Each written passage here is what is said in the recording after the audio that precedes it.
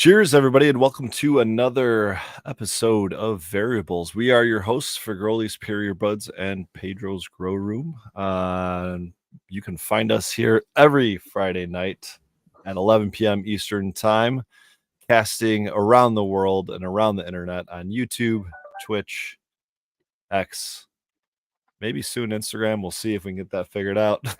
Right. And of course, you can find us live on those platforms, but as well as Spotify, Apple Podcasts, Google Podcasts, Amazon Music, wherever you get your old podcasts. Cheers, guys. We're gonna do a little just a quick episode tonight to kind of wrap the year up, talk about some things, things we did this year, some things we're looking forward to next year. But before we get there, Merry Christmas. Cheers, everybody. How are you guys doing? Yeah, cheers, everybody. Cheers. What's going on? Good I'm doing well. Drinking some more tea over here. Not feeling the best Saving that tonight, throat. as you can probably hear, but yeah, I'm doing all right. Oh no. That was me 2 weeks ago. Yeah, I know, right? That was me 3 weeks ago, I think. But man, I'm gonna dive right into some of this Primal Punch. Nice. Focus. There we go. Oof. That's pretty. Might have dipped into it already once or twice. Or I don't have anything out right now, so you know what? I'm just gonna go in on. I've got some of this entry sitting over here. I've been doing the Terp Wars judging over here, and I've got an entry number 9 that I went on last night, and she's a pretty little nice one over here. That's nice. Most of the entries you've seen have been all good like that, right? Like you haven't had anything except the first 2. Oh, I missed those ones. Yeah, the first 2 were pretty rough entries, to be completely honest. And I mean, on a scale of like 10, where were those at? 3. Ooh, that rough. Yeah. 2.5, 3, 3.5, maybe at the most. Yeah, they were very, very, very rough. Ooh. Do you know what do you think caused that? Oh, variables. Fire in, fire out, right? Variables caused it. He's got the fucking shirt on. That's awesome. when I do the live streams for the judging and whatnot, I go over quite a bit of that. I mean, there's hundreds of possibilities that it can be, over agitation. Let me start from the beginning. Bad growth, the wrong genetics, over agitation, temperature room, temperature of water, cleanliness of water, temperature of press, so amount of pressure, over agitation time. I know you can keep going, but yeah, exactly. On the topic of over agitation, because this is something I haven't heard talked about too much. I mean, obviously, if you're doing it manually paddling, manually washing, manually stirring, however you want to say it, you can control that to the umpteenth variable. If you're using maybe like a machine that's got some presets or whatever, you're just kind of relying on that. How do you know if you're over or maybe even under agitating, and what does that mean? Because obviously you're saying it means it could reduce the quality of your hash, and I think I know the reason why, but just in case our viewers don't, share that. And then what if we under agitate it? Do we get a higher quality, just a lower yield? Tell me about that too. So as you're going your first wash, right, you throw your first flower into the wash and you start washing, you have no idea.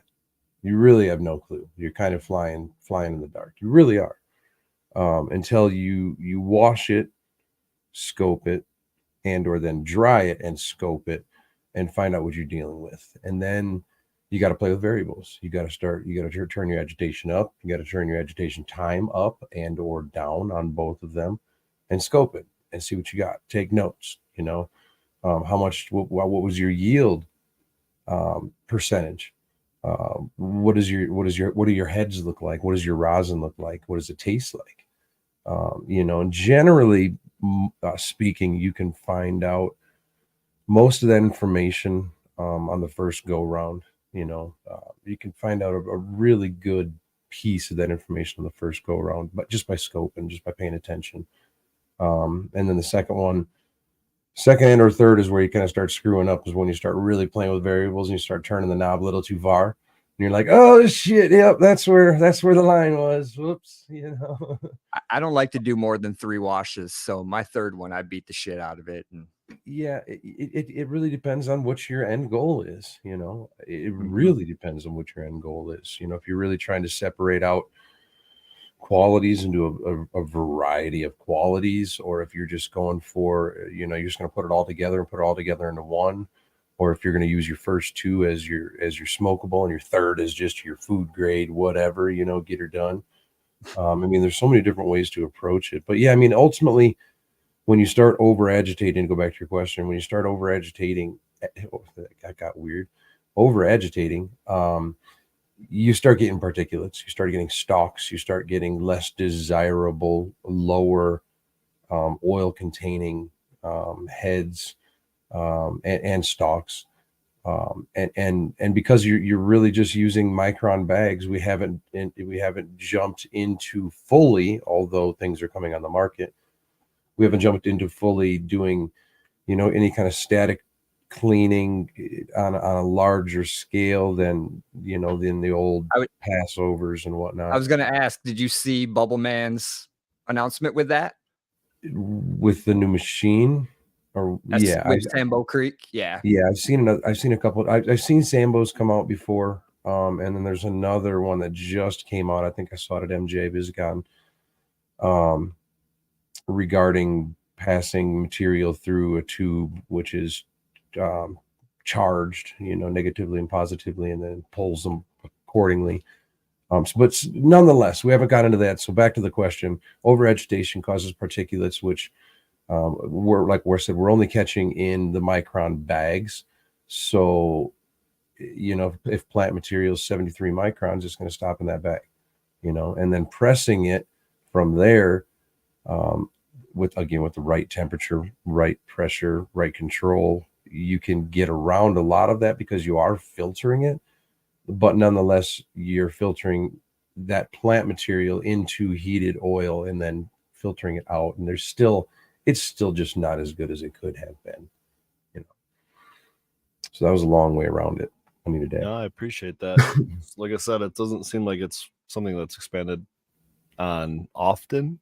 You know what I mean? It's a lot of like temperature and things like that. But how much are we really beating this bushel of weed? Yeah, like I was saying, when I was showing a couple presses weeks ago regarding the food grade presses that I was going through, and I just saw today that the Bryantist, I think it was.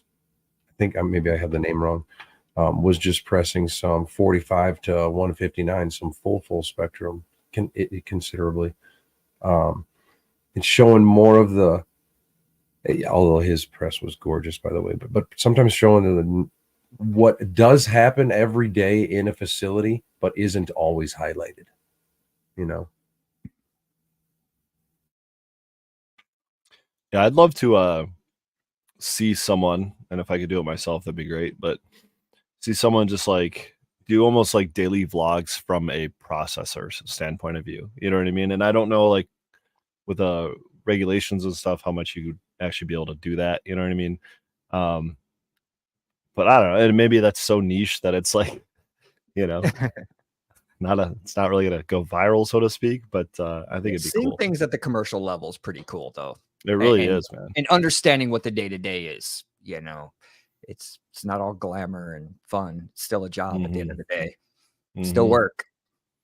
Yeah, there's a lot of cleaning and things that aren't just like pressing giant puddles of hash, And with the legal, you're dealing with metric or whatever system.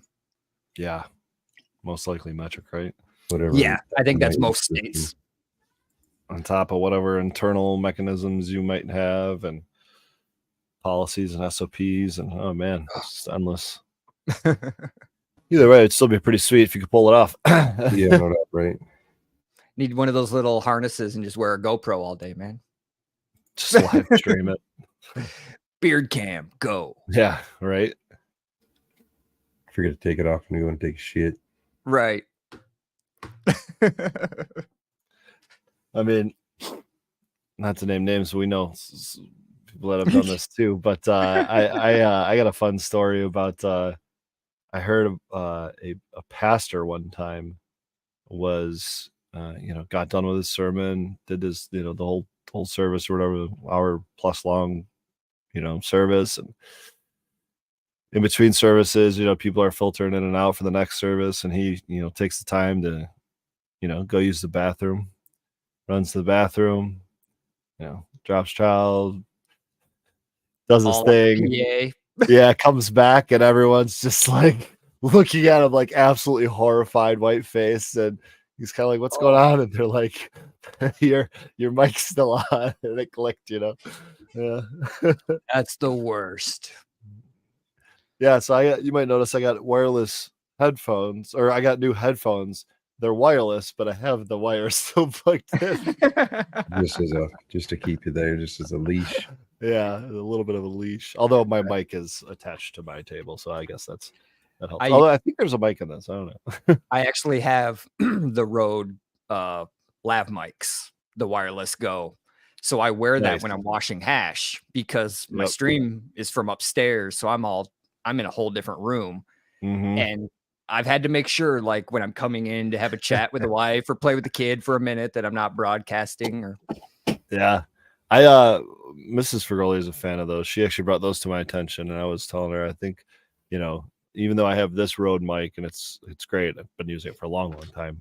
And even the Sennheiser headphones that I finally swapped out after like 5 or 6 years or something like that. I don't know how many, probably hundreds, if not maybe over 1,000 hours of streaming on those, but yeah, I was interested in the DJI version of it just because of the drones I have and stuff. I'm kind of already in that technology with the drones and I think theirs are a little cheaper too, and are they just as good a quality? Yeah, from the reviews I've seen, there's no comparison really. There's nothing different between them. Okay. Yeah, that's pretty cool. They're just like magnet. You can just attach it to pretty much anything, and off you go. I actually have a plug-in lav though, so the Rode lav as well. So I'm not actually talking into the little brick. But that works too. Works great on a camera. Wait, so do those Rode mics attach? Can they attach to like a lapel? Yeah. Oh, okay. Yeah. Okay. Yeah. So here, I'll pull one out. They've got the clip on the back. Oh, the clip. Okay. Yeah. And just the little, and they've got little windscreens and everything. I was gonna say, does it come with a little windscreen attachment? Probably. Yeah, it's hard to get away with doing anything outdoors without, or in a grow room. You know what I mean? Right. Yeah, those fans. Even in a hash room with an AC going, like you just gotta have it. There's a lot of noises going on when you're processing. Doesn't matter. Hey, shout out Pedro. One of my fans, I guess, or Instagram friends, whatever you want to call it, today posted a video. He was watching, came up on his feed and Instagram, and it was this 2-year-old video of Pedro teaching everyone how to wash hash or make hash on Build-A-Soil's channel. And sure enough, there's a Fergoli sticker on the door in the background.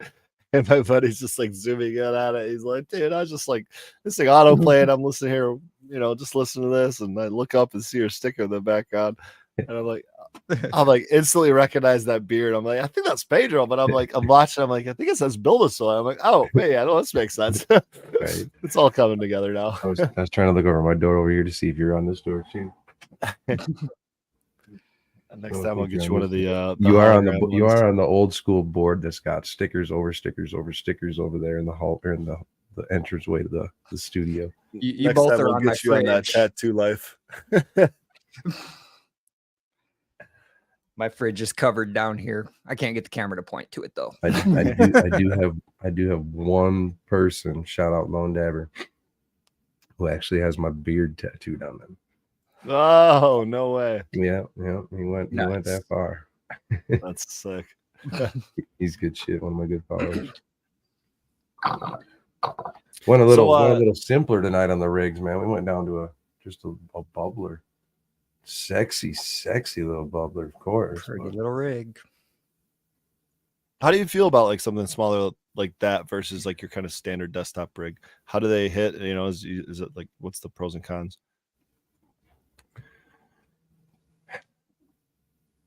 So I guess it all comes down to, yeah, right. So it all comes down to what you think a rig does or should do, right? And it all then it comes down to the water, right? Because what is the water doing? You know, and everybody's first thought and or answer to that, which has a very good validity, is that it's cooling and or filtering, you know, the smoke and or vapor and or whatever we're, you know.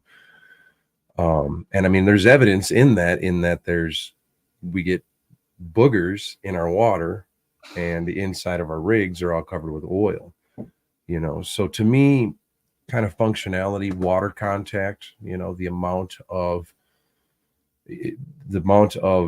smoke and or vapor that I can get to touch the water for the longest amount of time, to me, is the best function. Without getting water in my mouth is the best function, you know. Fair So point. yeah, I mean, big fair point there. And then from there it comes down to, you know, do you like the rig and or how does it set? You know, literally, is it a solid set, or is it something where I couldn't do that? You know, because I have some rigs where you put a banger on it and it wants to fall over. yeah, exactly. Some of the I've got one of those. Some of the super small rigs are, then you have to find some rigs in general. You just have to find bangers for them that fit them, whether it be weight or size or. There's no drop down. It's just a banger that sits right in the hole. Yeah, right. Yeah. And then there's, you know, some people say the flavor savers, the smaller rigs, more flavor kind of type deal, you know. And to me, again, it just comes down to the amount of vapor and smoke that you can get to touch the. Seems like it'd be a more concentrated flavor in a smaller rig. That'd be my very off the cuff perspective. That's what everybody assumes, and a lot of people just say, just like, shout out SBNV Hash. He a lot of times just hits his rig dry, doesn't even put any water in, you know, for kind of the same reason, I guess, you know. And I think it comes down to, although people do have their reasons and or whatnot, I think it ultimately just comes down to preference. What do you really like doing? And how you hit it too. You know, Yeah. Are you trying to rage it or doing a nice soft, even hit? Or For sure. I think my favorite part, in terms of, I think this is I guess this is more form than function, really, but is having a dab rig that the mouthpiece is angled towards me if it's sitting on something. So it's not like a straight up, you know, if I get it, if it's a bong, like it's a big ass bong or something like that. But a dab rig that's like, I didn't understand that. Are you hitting it on a table? Is that why? I mean, I'm gonna hold it, but something that has an angle. You know what I mean? Okay. Like, okay. A layback. Yeah. Is that what it's called? Yeah. A layback mouthpiece. Okay. I knew there was a name for it, I swear. You're good. You're good. But no, that's just one of those things that's like, it's just, once you find something like that it's like just fits how you dab, it's like it's a game changer versus a dab rig that doesn't have it. Another one for me, and you kind of alluded to it, like putting a banger in it and all of a sudden it wants to tip over. And you know, sometimes they do it because you didn't put water in it, you know, and it's kind of just made to be balanced with water. And sometimes it does it even if you got water in it, and you just got too nice of a banger. Right. You got heavy LA High Life. Yeah, a big wide base, a big thick, whether it's all glass and it's like a half an inch thick, and I could slam that thing down on the countertop and you know, on a cement wall, and it's going to be okay, you know, or one that's like a, you know, beaker style bottom, if you will, that's just got a lot of that water weight at the bottom. It's a low center of gravity, if that makes sense. Because I'm knocking these things over all the time and I'm breaking them, and it just I mean, I guess it depends on. Go ahead. One I hadn't thought about until I had to deal with it is, how does it feel in the hand? Mm-hmm. Is it comfortable to hold and hit it? because my favorite rig is a pain in the ass to hit.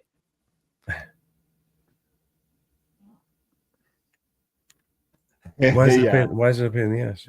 Because your face is right over it. And there's drips everywhere. So there's not a comfortable way. Like, yeah, it's too artsy. You're afraid of snapping a drip off. The drips are a pain in the dick. They're sexy as shit. We had a red one, I believe, that was the same way. It's gorgeous. I love the rig, but I just don't hit it as much because I don't want to break it. There's a lot of rigs, even the lip feel, I call it. You know how it when you put your lips against it, how does it feel? You know, and I know that sounds very sexual. Maybe it is, but big difference, dude. I've got two of them. It makes a big difference, man. I swap out 2 daily drivers. This one, look at that like recessed portion in there, right? So then there's the nipple. Then there's flat. And my other one is a nipple. And when I switch, dude, I'm like, I put my mouth on it. I'm like, what is that? Yeah, you instantly notice. Yeah, it's a notice thing. It's either you're putting your lips inside of something or, I mean, you're sucking on a nipple. I don't know how to describe it otherwise. It's like they hit totally different just because of that mouth feel. And that's something we talk about when it comes to edibles is the mouth feel, right? Like even the shape of a gummy can change the mouth feel. Okay. Yeah, I guess you're right. I never really. Okay. Like maybe you want rough edges. Maybe you want just like a full, like, thin, like, cornered, maybe a pentagon's your shape. Maybe like you want some like 3D depth to it. Like everyone's kind of got a preference there, but sometimes they work and sometimes they don't. And typically ones that don't are the ones that remind you of full calamari. So what were you making tonight? Gummies? Actually, just some basic chocolates. And I mean basic. I was not able to. I used the rest of my white chocolate for peppermint bark, and I wanted to make another batch of peppermint bark, and I couldn't find any white chocolate, or at least not the brand I use. I'm not just going to use any white chocolate. There's a specific brand. Stick to the recipe. Standard stuff. Yeah. Standard premium. And so I couldn't come up with that in time. Kind of last minute situation. I did it to myself, but I did have some milk chocolate of the same brand, and that's so that's what I use on the milk chocolates. And so I did a similar sort of recipe to my peppermint bark, but it's not white chocolate, it's milk chocolate, and there's not crushed peppermint candy or crushed candy canes. It's just like Christmas themed sprinkles. And so it's going to be a basic, like, just chocolate bark, if you will. Not the peppermint version, not like super potent flavored peppermint or anything like that. And I did it like about 6 times the dosage as my last batch of peppermint bark, so it's going to be real nice and toasty. It's gonna be New Year's bark. Yeah. I think that's what we might need to call it. I slept through 2024 bark. Yeah. That's awesome. But speaking of 2024, let's roll back the tape to 2023, guys, because I know we've all had our ups and downs this year, and some of us have taken strides in different things and honed our crafts or just expanded in different directions. And I'll start off. One thing that we all partook in together this year was starting a new podcast. That wasn't necessarily something I really expected to do this year. I thought it was kind of, I had the itch, you know what I mean? And I'm just staring at that Friday night open slot, like someone needs to fill it. I don't want to do it on my own. And then you reached out, and it was just like, maybe we should do that. It's like, yeah, why not? Let's just do it. Timing just made sense.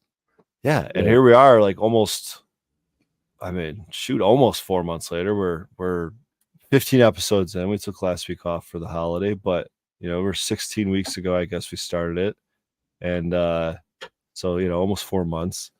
When I started seeing those teens, I was like, damn. Yeah, I know. That's like, you never know if it's just going to be like a every once in a while thing. I mean, I didn't know if it was going to be every week thing. When we started Grow To, or not when we started Grow To, but I wasn't there for the very beginning. But when they reached out to me about joining Grow To, and Dago even tells the story, he's like, yeah, for all these, we reached out. He's like, yeah, well, maybe I'll do it every other week. It kind of depends on my time, like how much time I got. And sure as shit, like for 3 months in a row, I didn't miss an episode.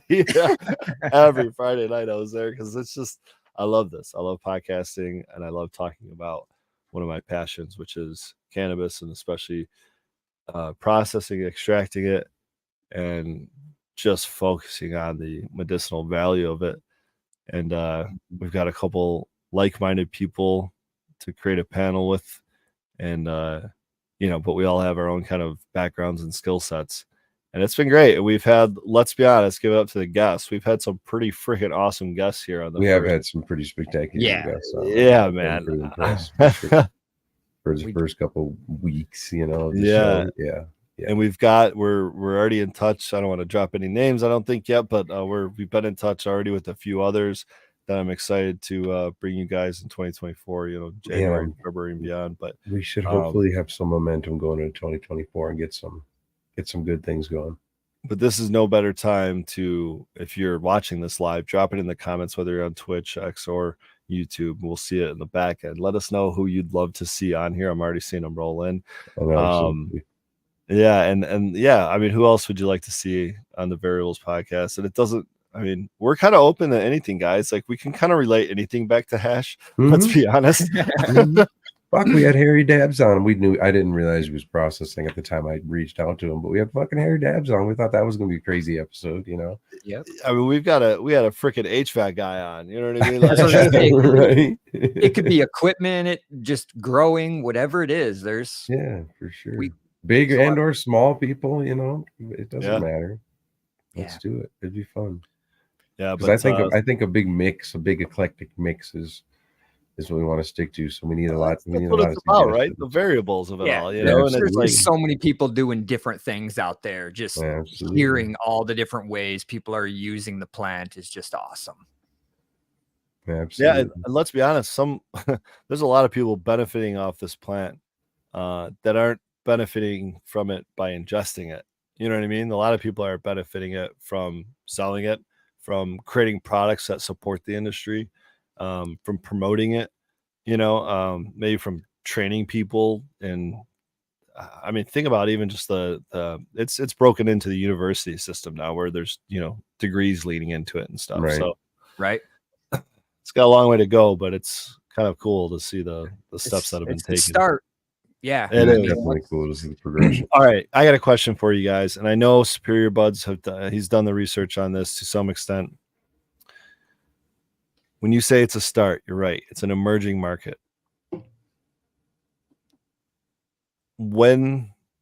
How do you time entering an emerging market, especially one like this? It's a tough one. Like, when our market was emerging here in Michigan, we got hammered with COVID right after. And so it threw everything for a loop here. I think there was no blueprint for what happened in Michigan. I agree. But we also went from illegal to recreationally illegal to an essential business in 3 or 4 months because of that. Yeah. That's true. So it wasn't like it threw a wrench in it in a bad way. It threw a wrench in it in almost a positive way, where we now had deliveries, we had curbside pickup, we had drive-through windows. None of those things were ever going to be illegal or be legal in Michigan until the pandemic hit, which was obviously very quickly after we legalized it, or at least initiated the launch of it all. And then also expanding. They did the expansion of the licenses and let people grow more. They were bringing it, a lot of changes I didn't expect. They threw in, and then the pandemic, like you said, all of a sudden essential business and everything. It was crazy for 2 years. Yeah, how close I was, and I was too damn scared. That's the way it boiled down with me is, I mean, we were and that's why I'm asking this question, Superior Buds, because I'm kind of looking at I'm looking at a similar situation to what you were looking at. And you're you're way more challenged than I, even where you're at now and where I'm at now. And I don't think either of us are in the greatest of spots geographically, but you're way more challenged geographically than I am in terms of, foot traffic or whatever. And so, yeah, I mean that the challenge for you, it's not like the cost is any less for you. It's not like, what was going to be weird for me up here is it's 2 distinct seasons. You have spring and summer, and then you have winter, fall and then winter. They kind of go together, but snow versus leaf chasers are different. And then summertime, it's families. I mean, we get a lot of traffic, but it's in really crazy waves. That's the issue with up here. You have to be ready to be shut down for 3 months. But the initial plan was that falls in with the growing cycles too. So if you're timing everything right, you're able to do the shutdown and weather the storm. But you just have to make up for it in margins, and then the margins kind of vanished. I mean, would there ever be a point at which you'd be sold out though? Could you just not shutter the storefront for the most part? And not that it takes a whole lot to run that anyway, but maybe you just grow fresh frozen for a cycle or something, and there would always be something going. Okay, but you're not just like literally shutting the doors down, because right. The growth still continues because you gotta stock up. Maybe reducing open hours, and you totally can't anticipate things up here. Right now we have 0 snow. Right now, everything is open, and we have no snowmobilers. 2 years ago, we had 4 foot on the ground. Oh, it's so wild, bro. So, total different winter this year. I don't know when we're gonna get snow, but it's raining here today. You know what I mean? Like it's not snow, it's rain, guys. Right. I mean, it's been cold enough. At least our ground is getting colder. Our swamps are gonna freeze easier. Like, it's gonna help.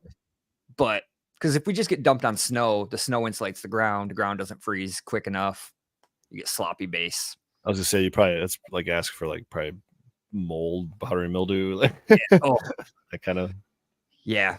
My humidifier is all shut off. I haven't been running any humidifiers lately. Yeah, I bet.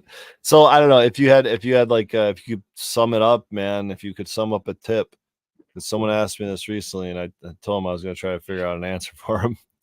When it comes to the cannabis, market, if you're entering as maybe a hash maker or a micro business, something along those lines, and you were looking at entering, maybe today, tomorrow, next month, next year, whatever. You're just trying to time it right, without blowing all your money like a lot of these people did, or at least over projecting like crazy and then failing because of that. How do you time entering an emerging market? Jeez. You got anything? I haven't even Googled this. I feel like I should Google this. Yeah, that's a weird one. I would think over here, things have kind of settled down, so to speak. More stable market. Yeah, it's not so crazy. There's not so many goddamn weird little gadgets and stuff anymore. I mean, there still is, but it's not the amount of. So it's kind of slowed down, and people kind of know the direction that they're going into, where they want to go, whether it's, vapes or edibles or dabbing or flower or, whatever they're going to want to do. So I think everything's a little more defined. So now I start thinking at this point in time when is it too late to get into the market? Because I think right now is when you almost have been established at this point in time.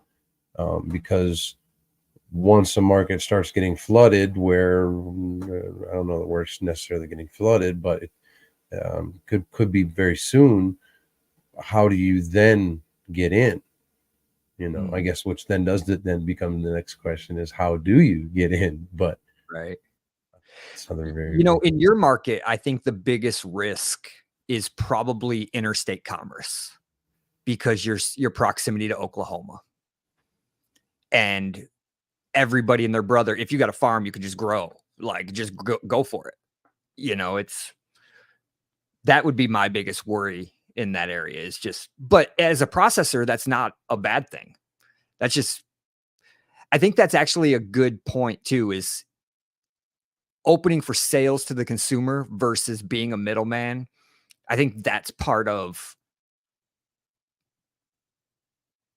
where's the risk, right? If you're trying to do everything like the micro business here, where you grow, you process, you sell, that's a bigger risk than if you can just be a third-party processor. Also, whenever because it's bigger risk, bigger reward. Yeah, well, no, it's an old adage. During a gold rush, sell shovels, right? You don't mine gold, you sell the shovels. Right. So be a lawyer, sell LED lights, do something like that. Be a middleman to everybody who needs you. Now, I wouldn't even say LEDs, but like hash is a good one because you're not the grower. You don't have to get rid of your product. Your product moves through you. But that's only if you're, doing that toll work. If you're trying to do something like you or I, where it's right, yeah, single source, right. The micro business is a different. Well, even if it's that single source, even if you're paying someone to grow it for you, right, and you're buying that directly from them, and then branding it under your own because you've sourced this material specifically for it, right? Right. That's not single source, but if it's good enough, you're willing to slap your brand on it, right? I got you. That's a lot different than like Bubbleman said on, I don't think it was this show. I think it might have been on, I think it was either on this show or on GML's podcast. I said something along the lines of wanting to start my own processing, and having my brand, putting it out there, blah, blah, blah. He's like, yeah, just be prepared to do about 80% of your work for someone else, because that's like ultimately what it is. Like you're not, if you're keeping busy, you're not gonna be able to sell that much of your own stuff. You know what I mean? And trust me, if I was even 40 hours a week, which is, probably a minimum, honestly, if I was operating something like that, even at 40 hours a week, like you're pumping out so much material that it's just like, no wonder the prices have tanked, Right.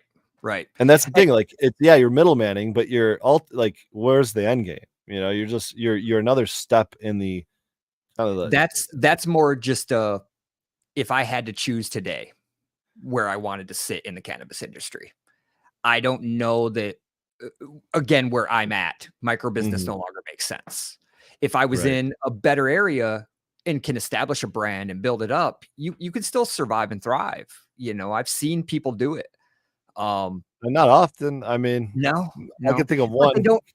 Yeah, they're not going to be more than huge. that closed their doors this year, out of the 10 in the state. Yeah, that's true. And it goes back one to of them was the only one in the UP, man. Like, yeah, they were in a rough spot too, though. I mean, they were surrounded. There's loom, there's fire. For sure. I mean, all of them are everywhere up here, and you can't beat their prices. And up here, money's not as strong as it is downstate.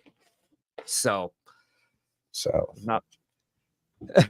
So you gotta the $5 deals look pretty good for the dabs for a lot of people. Oh, God. So that leads me into one of the few points I wrote down about 2023, and that is we watched an incredible shift and really a decline in the broader market. And I think we went over that report from LeafLink or whoever it was, that showed, just massive double-digit percentage drops in pricing. Now, that doesn't mean the volume is going down at all. And actually, the overall sales revenue is going up month to month, breaking records here in Michigan. But the prices are still continuing to drop. So that kind of tells us that, there's just this kind of race to the bottom, almost crab in a bucket mentality of just like, it doesn't seem like there's a whole lot of quality out there, or maybe there's not a whole lot of demand for quality, and it's certainly, like you said, it depends on the area you're in. And so bringing it back to that micro business model, especially, or even if you're doing it with a stacked license of being a grower, processor, and retailer all in the same property, like you better be in the right spot, getting the right amount of traffic. Right. And you got to be cautious because the micro business, are they still at the 150 limit or did they end up raising it? They're at 150. They created a second micro business license that Okay. doubles that to 300 plants, I believe. However, you're no longer allowed to do processing at all. So you can't make hash, you can't do closed loop systems, you can't do gummies, you can't make any of that stuff, but you're allowed to outsource stuff to your storefront. So while you can grow your own stuff and sell your own flower, it's a wholly different license than the first. totally different. They were trying to entice caregivers into the market, but they're only enticing caregivers into the market that grew and that didn't have any processing experience. So I think there's even fewer of those. Correct me if I'm wrong, but I believe there's even fewer of those than there are micro businesses. And in my opinion, neither license is viable. So, right. get to work. That was my problem near the end is, 150 when they were talking, 300 or 400 for a while there. I was like, okay, that changes things, especially with being able to process. But then I didn't hear about where it went after that. I got busy with the one that the pays. Licenses are what? 500, 1,000, and 1,500, right? I think. When you guys are speaking those numbers to the layman, what are we talking about? We talking about dollars? We talking about plants? We talking about? Oh, I believe that's the plant count limit. So there's class A, B, and C. Most are class C. I think it's just the most viable way of doing it, and also the most recognized kind of license. Because here's the thing: every municipality in the state gets to create their own laws. They get to opt in and opt out. There are 10 times as many municipalities in Michigan that have opted out than have opted in. So for every one city that has said yes to it, there's 10 cities that have said no to it. We're talking like 168 to 1,168 basically. And then from there, they get to decide how many of licenses. It could be 0, it could be 1, it could be unlimited. And that's for each category, whether it's class A, class B, class C license, whether it's a processor, whether it's a lab, whether it's a transporter, whether, any of it. They get to determine that themselves. I like the idea of that, giving the power to like almost literally the people, because that's about as close as you can get to the voter in terms of scale of voting. And that's what I think is important. The problem is with an emerging market like this and the billions of dollars that are involved, so many got corrupted. There's too many bribes and money being pushed around behind the scenes. People have been caught. People have been charged. People have been convicted. There's been some I don't know convictions lately. I don't know how many people have gone to jail yet, but yeah. But yeah, man, it's just like it's one of those things where like I'm sitting over here like really been trying to do the right thing and just do it right for a decade now. And it doesn't seem like they've ever given someone like me an opportunity to enter the market. And it seems like now they don't even give a shit. Yeah. I almost feel like what Pedro's saying, their market is stabilizing out there. At some point, we're going to have the system has to equalize. It can't, not everyone's going to buy $5 dabs, right? Some people want the higher quality and are going to pay for it. So that's where your craft type stuff, but they've just got to get the licenses freed up of all these other people. We need, I hate to say it, but we need some of these fly by night businesses just to kind of fail and go away and consolidate down to, okay, you have your Walmarts, your Budweiser out there, and then let all the craft people pop up and actually thrive. It's been happening in Michigan, and I think in 2022, I think in 2022, I was like, oh, this could be the year of the mergers and acquisitions of cannabis industry, and I think it started then, but I think it really started actually started happening this year, and we're seeing it at the national scale as well. A lot of these, Curaleaf type MSOs that are pulling out state by state, moving their investments to other states like Florida, or where they can kind of have a more dominant share of the market. And that's all fine and dandy. Who knows? Maybe in 2 years it'll change there too. But I think they just gotta let people play ball, man. This is literally something that anyone can do in their backyard, anyone can do on their deck, anyone can do in their closet. Like, and it doesn't take that much of an investment to get started and at least give it a an honest try. You know what I mean? And probably come up with at least a few ounces on the other side, if nothing else. You know. Yeah, and WW Dubs mentions it's a $40,000 license to make concentrates in Michigan. It was more than that. I think they started off at 60,000. I think it might even be less than 40 now. But the big licenses are not cheap, and dude, not that's just the license fee. Yeah, that doesn't include capital requirements, build out, everything else you need No more around capital requirements, but no, they got rid of those a while ago. But you know, you're talking $500,000 in equipment, regardless whether whatever license you're doing. That's pretty much to do it scale for sure. Well, yeah, to do it at, and you have to do it at scale at that cost for the license.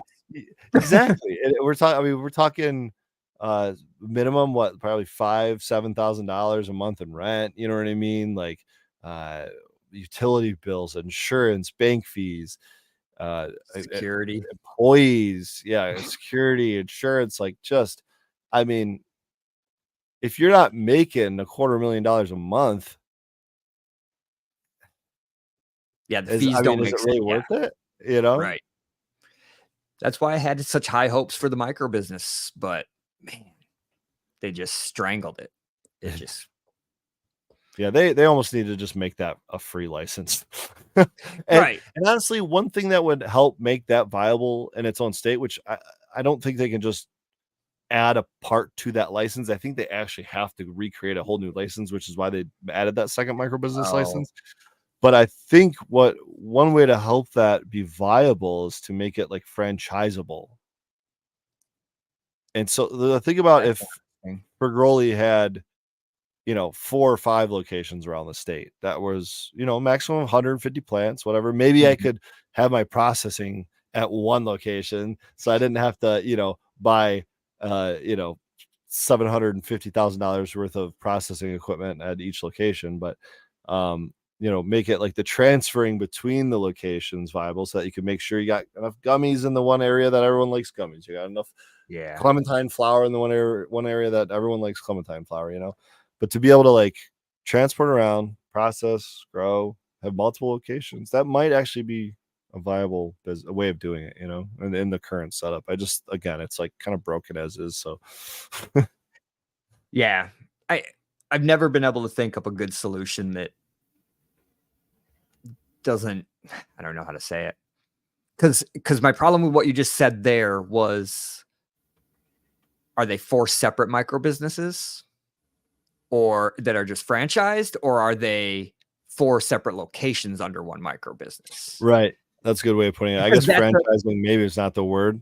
I would probably want the same owner, right? Because otherwise, what's the point? And then you just have someone like licensing out IP like a McDonald's, and it's because you're going to end up with somebody trying that. Even it's an MSO at that point. Yeah, you're going to have like MSOs going, well, fuck, instead of a $40,000 license, I can go get a $150 license, whatever the hell they drop it to, and then franchise the shit out of it. And so, and at what point is it no longer a micro business? And does it? That's where that's the hard part, right? Yeah.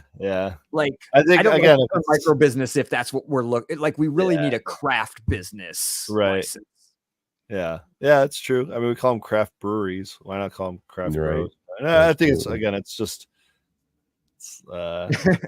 nomenclature, whatever the word is for that. It's just people choosing their vocabulary. But hey, so I want to hear from you guys maybe a couple of positive things that happened this year with either with or without your grow. But I'll start it off. I think it was this year. He might have given it to me technically last year, but I think I really put it into production this year. The new strain in my garden this year was Cobra Milk, and I've always loved that kind of fruity pebbles flavor, and I've talked about it a couple times, and I think the Michigan Bros Grow Show, and Spartan is like, hey man, I have this strain called Cobra Milk. It's jealousy crossed with cereal milk. It kind of sounds and smells exactly like what you're talking about. You want to cut? And I'm like, yeah, let's give it a try, you know? So gave me a cut, and I grew it out, and sure enough, man, it's like that. What it reminds me of is like that Fruity Pebbles vape pen cereal milk flavor. Like it's so fruity, it's so creamy, milky. And it was definitely right up my alley. Yeah, I'm definitely excited to share with you, man. I got actually, I love my Fruity Pebbles, man. there's a jar of it right here. This one's sauced up a little bit. Oh yeah, it's gonna drip. Don't get too far. Yeah, there you go. You can see how drippy it is. Damn. Yeah, but great terps on it. The effects are wild, man. It's just this batch in particular, at least, man, knocked me out. It's unlike the Clementine and the Lime Skunk, it knocks me out. But shout out Spartan. Cobra Milk was the new addition really this year that I guess I kind of put into production this year anyway. But I did pop a couple of new seeds or new strains, and it's been I feel funny saying this because I don't buy seeds often, guys. Like I get gifted seeds all the time. I mean, I'm very appreciative of that. And I often, you know, that's usually what my pheno hunts consist of, are just seeds that were gifted to me, you know. Shout out Med Grower, the whole Ocean Grown crew. Yeah, exactly right. Gosh, I shouldn't have even started saying breeders. I know dozens of them that have given me seeds over the years, but for the first time in a long time, we'll just put it that way, I actually went out and, you know, purchased seeds, and it was because I was told about this strain that was super high in terpinolene, or at least according to the manufacturer. This is the breeder's website, and they had I forget what the exact percentage was, but it was just very dominant in terpinolene, and that terpene is far above and beyond the most attractive terpene to me. It's dominant in lime skunk, it's dominant in clementine, it's dominant in grapefruit Durban, it's dominant in Durban poison, it's dominant in almost every strain that I've really stuck to for more than a couple of years. And so I'm like, well, let's, you know, just seeing it on the numbers chart, you know, let's give it a shot. And so I ordered that, and ordered a pack of 5 of them from Humboldt Seed Company. That's called Raspberry Parfait, and all 5 have germinated. All 5 are on, you know, multiple sets of leaves now. They've been, you know, transplanted from the old Jiffy, you know, peat thing, not Jiffy, but their Root Riot cube. I still will never get Jiffy peat cubes or whatever out of my mind. But the Root Riot cubes, start them in those, transplant them solo cups, transplant 1 gallon pots. I'm just kind of taking it slow, and they're going to be soon transplanted 10 gallon pots, cloned up, and then moved into flower. And I hope to have those ready for hash bash. But very excited about that strain. And of course, on top of that, at the same time, I ordered the Squirt, which is supposed to be very much like a grapefruit flavor, which, again, grapefruit Durban. I missed that strain immensely. It was one of the most kind of, if we're talking sativa, quote unquote, you know, leaners, and like it's something that leans that way and gives you those effects. There he is, Spartan Grown, in chat right now. Shout him out. That was, you know, something I'm looking forward to too. And again, a pack of 5, got 6 seeds, had to keep 1 behind, of course. Popped 5 of them, all 5 germinated. Actually, it was 3 out of the 5 popped pretty quickly, and then the next like 2 on each were kind of slow. So they are a little bit more behind the other ones in terms of height and stuff. But hopefully we'll have those ready for hash bash this year, and I'm very excited to bring those into 2024. It's awesome. The fuck was the question? The positives out of your grow. Yeah. If you haven't been watching, well, like I said, I've been judging for another competition over here, and I'm roasted tonight. But I think you said something about 2 positive things in the grow, or in the life, or in the whatever. Yeah, however many you want. Just something positive. You know, I was just thinking of strains I popped, and like that's something new that happened this year, something I'm excited about, you know. I don't, you know, I haven't messed with too many new genetics here personally. Eden is a whole nother story, but the run that I had of the Primal Punch this year, modifying some things, letting it run, how long I did, and a lot of different variables, man. It ran a really, really good run of Primal Punch. But, you know, one of the best things, I think, 2 of the best things that I learned, and that I'm starting to bring in, it was kind of funny because I built I built my room over here and then took what I modeled here to build bigger facilities. And now I'm using the information that I've perfected, if you will, that I've modified over in the commercial side and in the scaled up side. And now that I've polished that there, I'm learning how I can bring it back and make what I've started with even better, which is awesome. And I'll just throw a wink out there. Everybody watches my that build a soil video that I made, and I think I was using 25 micron bags at the time. Just know that they make 15 and 5 micron bags now too. So there's been a lot of advancements that you just got to pay attention to in the industry and put into use and morph them to your SOPs and then use them at will. Dude, this is why shows like this are so important, Pedro, because we have people like you that are actively doing this every day. And a lot of people, probably most of the people that are watching this show, don't have the same opportunity. So they're not going to have the know-how or the experience or the budget or the support or the investors or whatever to go and like just try things out. So for us to come on here and tell them that maybe there's a different mic on here you should try, and even if it's like just pointing them in the right direction, man. Right. That's how I think we advance this whole thing. Absolutely. And speaking of middlemen and stuff earlier, that's kind of really what we are. Like, I don't think any of us are really on the forefront of like designing anything brand spanking new or like innovating in this industry to the point where patenting things or anything like that, but we are on the forefront of just doing this day in and day out and being active in it to the point where we're probably going to catch on to some of this information. And honestly, it's the willingness to share it. Absolutely. That's kind of why I became who I am, was the willingness to share. That build a soil video you referred to earlier, countless amount of times I've heard how many people or heard messages from people that have seen the video, watched the video multiple times, have learned this, learned that, and it's been a cool shout out. So it's like 600,000 views or something like that, man. It's like, yeah. Oh shit! Thanks. That's like literally like 1,000 every day since it's been out. That's fucking crazy. Now you blipped me. I don't even know. Oh, he's blushing. Like Jesus Christ, it's a lot of views. But no, the willingness to share. I think I don't know if it was here or no. I think it was on the last podcast that was interviewing me.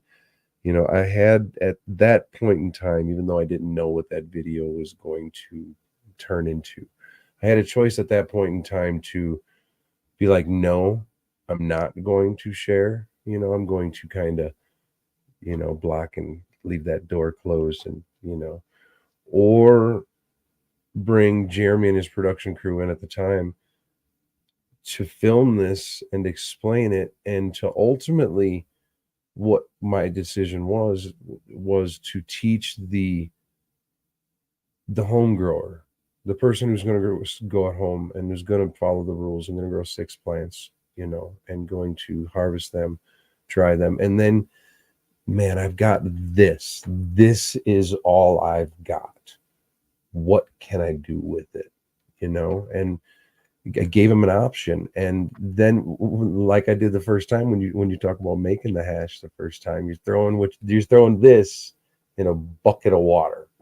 It's like, fuck, dude. Mm-hmm. So you kind of got to know what you're doing. So I made the decision to teach the average person to do what I do. And then for those of them that have watched me and followed me over the years, have seen it grow into the different techniques and the different things that we've changed it into over the years.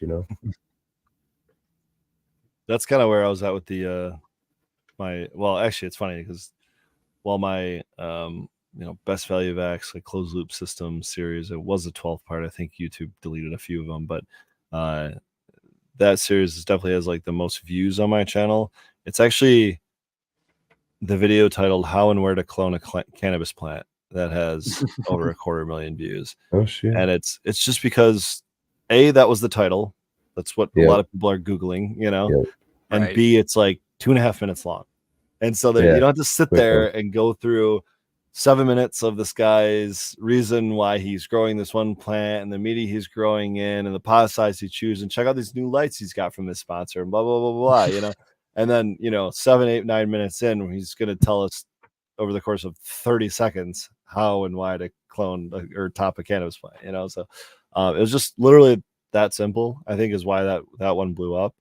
But it's like, it's just a daily reminder seeing comments on that video like, oh yeah, like, this is what they need. They just need the simple facts of like, this is what we do and this is why we do it, you know, and this is why it's the optimal way of doing it, you know. And that's going back to the closed loop system video. That's like really what I try to do with that. I took my time to write a script, sit behind this mic and record a script in addition to a video, put them, edit them together and just have something not necessarily short, but not long, that was just clear and concise. And, for lack of better terminology, I say this all the time, like explain it to me like I'm a fifth grader. You know what I mean? Like I want everybody to be able to understand this. Yeah. And it's a lot of it is safety concerns too. So I don't want it to be confusing. If this is something you're going to partake in or undertake, like I want you to do it right too. And I don't want to be the sole source of info, but I want to be a good source of info. So absolutely. Superior Buds, what about you, man? Something tells me like there's some equipment or something that like came in, something you're excited about. Got a box in the back room. No, this year's all been, about the rebuild and trying to take the lessons learned from big commercial automated facilities and bring it down to the home scale. Things that we just don't have access to. I'm not buying a $25,000 chilled washing machine, but I threw one together for $2,000. So it's just interesting. It's lots of fun, lots of new skills this year, which was the best part of the rebuild. I think when I started this, I'd never done drywall. I have done more fucking drywall in the past year than I ever want to do again. But lots of building, lots of figuring shit out. Just, it's been fun. I love the solving problems. And there's just, my ultimate goal is control the variables I can, track the ones I can't. So that's where we're going to be. I'm bringing the veg tent back up here very, very soon. But I think I waited for a while for my new cameras. That was probably one of my most fun things this year. That's the AI kind of leaning into AI type stuff. Yeah. They've got AI tracking and following, and they're 4K.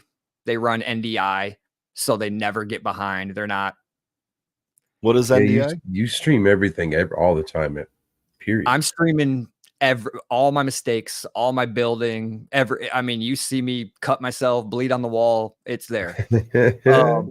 So we're live 24/7. You get to see me every now and then. You'll see the boy baby come running out and playing with his trucks while I'm cutting PVC but where else, guys? Where else? Budsy's ass crack. Wait, is there an OnlyFans in this? Yeah, no, that's just for the feet pics. Okay. That's just feet. Sorry.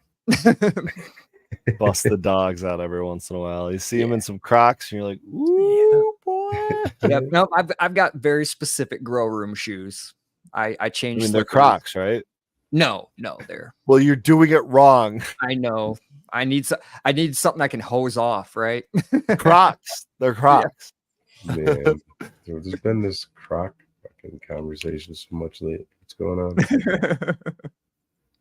I have. That's what I'm excited about. For Christmas, we each kind of, the wife and I were thinking along the same lines. So I got her a macro lens for her camera. She got me a microscope. So nice. So we're going to be posting some fun stuff with what's the stats on that macro lens? I know more about that than I do a microscope. You want to hand it to me? It's a 60 millimeter, I want to say. Canon? Right there. No, she's a what's your camera? Fuji. Oh, okay. She's got the X-T30. As long as she didn't say Nikon. No, I'm just kidding. No, so it's the 2.4, nice. 39 millimeter. Okay. So the next thing will be an extension tube, and going on from there. There's like 4 more pieces you could add to this. Yeah, it's never ending. It's like a car. It's like a house. Like it's a beautiful hobby. This will be a fun start though for it. It'll be interesting. She got a good tripod. Yeah, I've used the little handheld USB microscopes, to check out my hash before. The quality's not great, and I don't have stable ass hands like that. So that's what I was asking about a tripod, because you start doing anything macro, it's like it has to be still.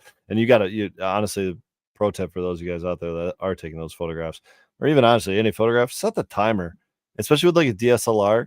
Phone's a little different because you're capturing it digitally or whatever, but with like a DSLR lens, like there's some actual vibration to the camera body, not the lens, but the camera body. And you're gonna have a little motion if you're holding it. You're gonna have a little motion from that. If you even from clicking the button, you're gonna have a little motion. So the best thing to do is, yeah, there you go. That's a good, probably the best way, because even setting that timer and then walking away, even that thing on the tripod could be moving. Like it depends on how good of a tripod you have. There's so many variables when it comes to taking a photograph. Trying to take a picture in the flower room is the worst, because there's air, so I kill all the fans. Yeah, you have to. You almost have to get a good photo in the room. Like, and I like the Vader trick of having like the light reflector right there, just to block out some of that, like, well, at the time, harsh HPS light. Like, yep, a lot of us are using beautiful white spectrum LEDs now, but I do have a set of filters for one of my AI cameras, but I haven't tested it yet. So we'll see. That one actually has a full actual lens on it. So a Sony lens on the cameras. Ouch. Well, guys, I've got one more positive thing to share. This is where I'm going to end it for myself. And this year I had I celebrated the birth of my son. And I think that's congratulations. Yeah, pretty amazing thing, pretty exciting thing. Cool thing. He is a massive boy. Not even 9 months old yet. Well, shoot, even at like 6 months old, he was wearing 12-month clothes, and at like eight and a half months, whatever he is now, he's wearing like 18-month clothes. And Spartan. Yes, I had a birth. I birthed a child. But no, it was something, very happy about. Certainly, one of the things that made my year. It's pretty sweet. So I just pretty damn cool thing. Yeah, I wanted to end on that note. I'll feel you guys feel free to share what you guys want to share to end here of the 2024. But hey, from me, Merry Christmas, Happy New Year's, guys. Yeah, I don't think I have a hell of a lot more to share. I guess one of the things that I missed out was how big and fast this damn glass business and glass cabinet has been growing over the last year. So that's kind of a pretty cool thing as well. But other than that, no, I don't have anything else to add. And I'm high as all hell. So stay there and keep smiling. Life of a judge. Right. Merry Christmas, Happy New Year. Budsy, what you got? We had a great year with the main company.